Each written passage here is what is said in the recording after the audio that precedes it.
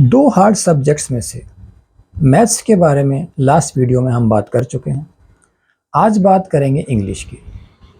तो इंग्लिश में भी अच्छे नंबर लाने के लिए मैथ्स की ही तरह आपको एक सिंपल सा नुस्खा फॉलो करना है कि आप डेली 5 वर्ड मीनिंग्स की लिख कर प्रैक्टिस करें। संडे की छुट्टी कीजिए, मैं छूट देता हूँ। अब आपको ये लग रहा होगा कि केवल 5 वर्ड मीनिंग्स से अच्छे नंबर कैसे आएंगे। देखिए, आप पूरी बुक के वर्ड मीनिंग्स याद करते हैं, तो मुझे एक बात बताइए, क्या एग्जाम में पूरी किताब लिख कर आते हैं? किसी भी काम को करने का एक तरीका होता है और मेरा फंडा है मेहनत कम आउटपुट ज़्यादा। इसलिए आप वर्ड मीनिंग्स की प्रैक्टिस आंसर्स में से कीजिए। इसके दो बेनिफिट हैं। एक तो आपकी स्पेलिंग स्ट्रांग होगी तो नंबर अच्छे आएंगे, क्योंकि इंग्लिश में होशियार बच्चे भी स्पेलिंग मिस्टेक करते हैं और इसी वजह से नंबर कटते हैं।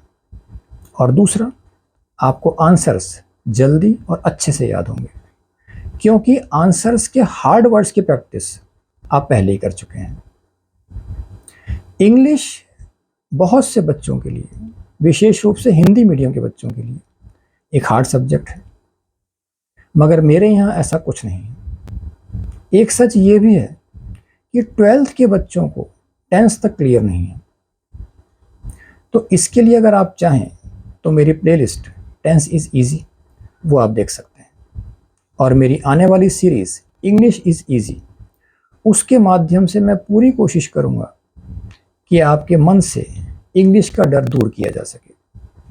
इंग्लिश में अच्छे नंबर लाने के लिए आप एक काम और कीजिए कि लॉन्ग आंसर्स, जिनमें ऐसे, story, letter, application, email, notice, report, speech, ये सब आते हैं, इनकी प्रैक्टिस ज़्यादा करें। इनमें कई बार चॉइस आती है, तो दो में से एक जो आपको आसान लगे वो कीजिए। बच्चे मेरे पास समस्या लेकर आते हैं कि ऐसे वगैरह लेंदी होने के कारण उन्हें याद नहीं होते। इसका सॉल्यूशन ये है कि उन्हें आधा आधा करके याद करें, फिर पूरा याद करें, और साथ ही साथ टेस्ट भी देते रहें और सेल्फ चेक भी करें। देखिए, अगर नंबर आपको अच्छे चाहिए तो किसी दूसरे पर डिपेंड क्यों रहा जाए। परीक्षा की तैयारी के दिनों में भी आपको जहां भी 15-20 मिनट का समय मिले, आप इन लॉन्ग आंसर्स की प्रैक्टिस करें, तो आपका बर्डन कम होगा। और एग्ज़ाम में भी सबसे पहले आप इन्हें ही करें, क्योंकि ये ज़्यादा नंबर के आते हैं।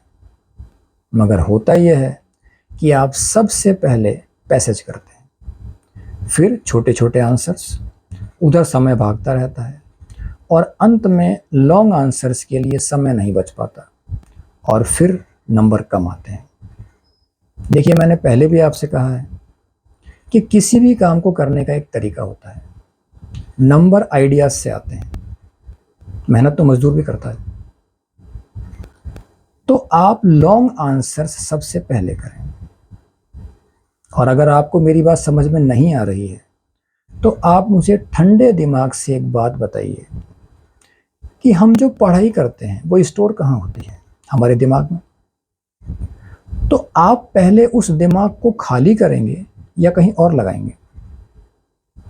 इसलिए सबसे पहले लॉन्ग आंसर्स कीजिए, उसके बाद जो आंसर्स आपको अच्छे से याद हैं वो कीजिए, और पैसेज वगैरह या ऐसे आंसर्स जिनमें आपको क्वेश्चन पेपर में से देखकर ही आंसर लिखने हो, याद करने जैसा कुछ नहीं हो, उन्हें सबसे लास्ट में करें। इस तरह से अगर आप साल भर समझकर नियम पूर्वक पढ़ाई करते हैं तो आप यकीन मानिए आपका रिजल्ट अच्छा आएगा ही आएगा, मेरी गारंटी है। तो यहाँ तक हमने बात की इंग्लिश के बारे में। नेक्स्ट वीडियो में हम बात करेंगे अदर सब्जेक्ट्स की। Thank you.